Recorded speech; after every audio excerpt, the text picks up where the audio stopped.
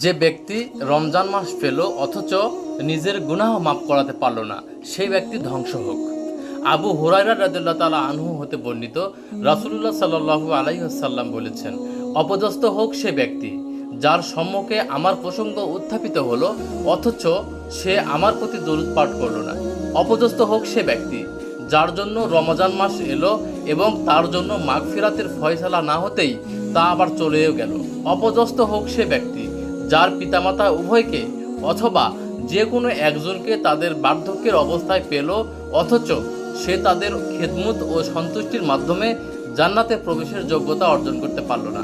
আল্লাহ তাআলা যেন আমাদের সবাইকে মাহে রমজানের যথাযথ মর্যাদা আদায় করার মাধ্যমে আমাদের গুনাহ মাফ করার তৌফিক দান করেন।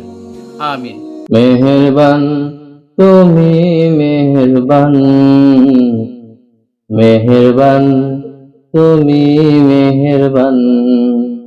আমি পাপী গুনাহগার, তুমি ছাড়া কে আছে আর?